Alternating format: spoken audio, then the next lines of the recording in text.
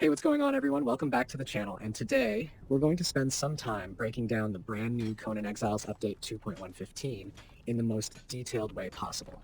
This one might look small at first glance because the notes don't come with an enormous list of flashy new content, but the changes tucked inside this patch actually do a lot to shape the day-to-day gameplay. What I want to do is walk you through every single aspect of what's been adjusted, fixed, or slightly reworked.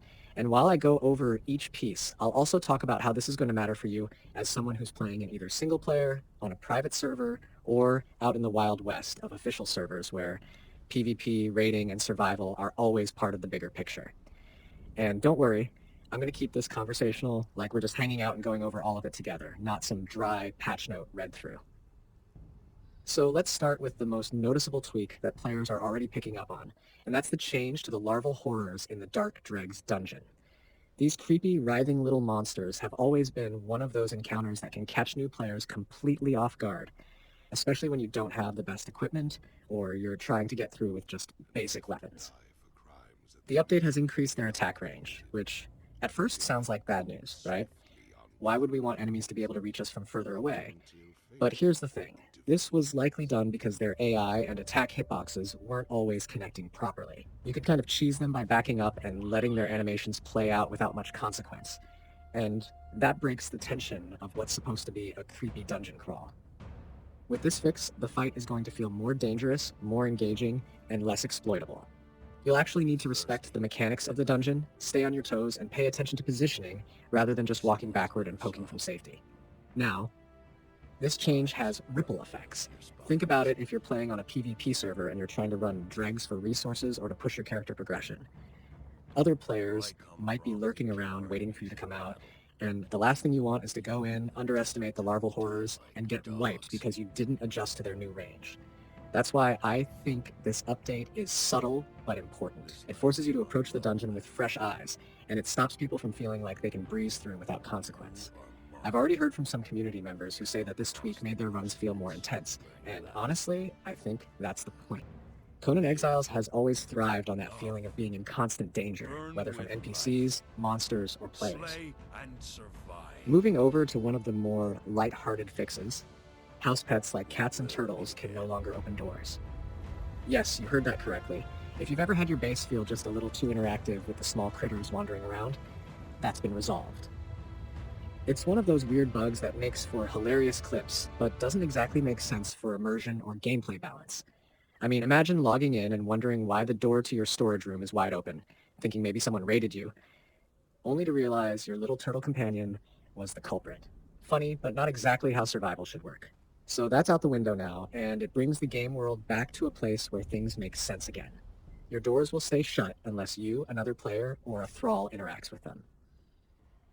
The next part of the update I want to talk about is the restoration of the start and stop button for what the game calls machine-style objects. This refers to things like the compost bin, the grinder, or any station that processes resources automatically over time. For a while, that button had disappeared, which might not sound like a big deal if you just let your machines run, but anyone who's meticulous about resource management knows exactly how frustrating that was. Sometimes you don't want to burn through all your resources at once, or maybe you're timing production for when you'll actually be online and available to use the crafted output. Having control over when these things start and stop is key to keeping your base efficient, especially if you're balancing fuel costs or trying to be smart about when other players can raid you and possibly steal what's inside. This fix basically gives you back that agency, and it's a huge quality of life adjustment that a lot of players probably didn't even realize they missed until it was gone. Now let's get into the bug fixes, because these are the kinds of changes that really clean up the experience. One of the bigger ones has to do with using a controller. Before this patch, if you were playing with a gamepad and you died, you sometimes couldn't select your bed as a respawn point. That's the kind of bug that can absolutely ruin your momentum. Imagine you're deep into a raid, you die, and you can't get back to your bed spawn because the option isn't selectable. That's brutal. With Update 2.115, that problem should be resolved, and it means controller users are back on even ground with mouse and keyboard players in terms of responsiveness. Another nasty issue that's been fixed involved falling out of the world when entering the dregs if the event system was disabled. That might sound like a niche bug, but again, put yourself in the shoes of someone running this dungeon on a private server where the admin might have certain events turned off. You go in expecting to fight bosses, grab loot, maybe progress your character, and instead you just fall into the void. Game breaking in the most literal sense. So that's patched, and the dungeon experience should be consistent, no matter what settings are toggled. Then there's the fix with Set's Antidote. Before this update, using that item would block corruption from being applied when wielding certain weapons or items.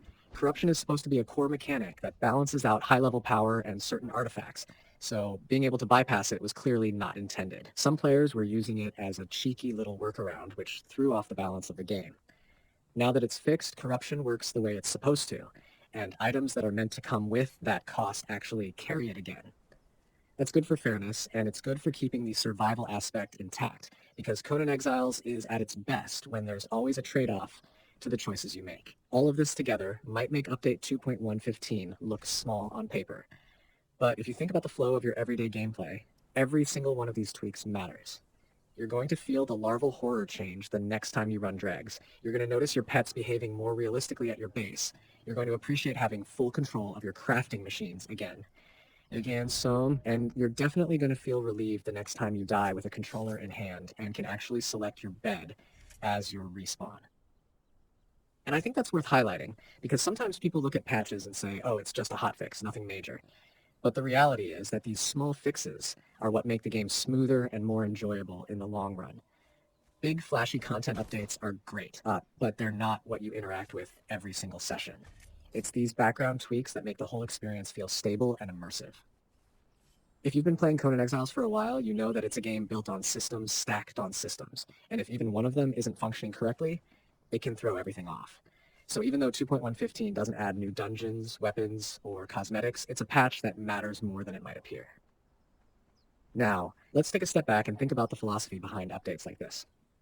Funcom, the team behind Conan Exiles, has to juggle a player base that spans casual solo players, hardcore PvP clans, role players on private servers, and everything in between. Each group has different needs and frustrations. For solo players, the changes to machine controls and the pet bug are going to be felt immediately. For PvP groups, corruption working properly and controller respawns matter a lot, because they tie directly into fairness and balance. For dungeon runners, the Larval Horrors are a new challenge that keeps things exciting. So even though the patch notes look short, the reach of this update touches almost everyone in the community. And I want to give a little attention to how important it is that they fix something like falling out of the world in Dregs. Bugs like that are immersion killers. You load into a dungeon expecting danger and adventure, but instead you just plummet into nothingness. That pulls you right out of the survival fantasy. Fixes like this show that the developers are listening, that they're cleaning up the experience, and that they're committed to making sure the game's foundation stays solid, even as new features keep getting added. It also sparks the question, what's next?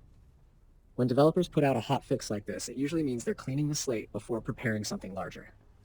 We've seen it before in Conan Exiles, where small patches arrive to stabilize the build, and then later a bigger update drops with more content or systemic changes.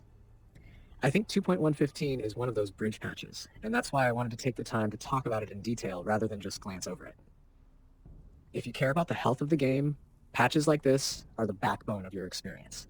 So that's where we're at with Conan Exiles Update 2.15. It's not fireworks, but it's a smoother dungeon run, it's pets behaving like pets, it's machines you can control, it's respawns that actually work, it's corruption that behaves the way it should, and honestly, that's the kind of maintenance that keeps a survival game alive for the long haul. Now, I want to throw a question your way. Have you already felt the difference with the Larval Horrors? Because that's the one that I think is going to surprise the most players. If you've gone through the dungeon since the patch dropped, I'd love to hear how it felt compared to before. Did it catch you off guard, or did you adjust quickly? Drop your experience in the comments, because that's how we all get a better sense of what's working and what might still need fine-tuning.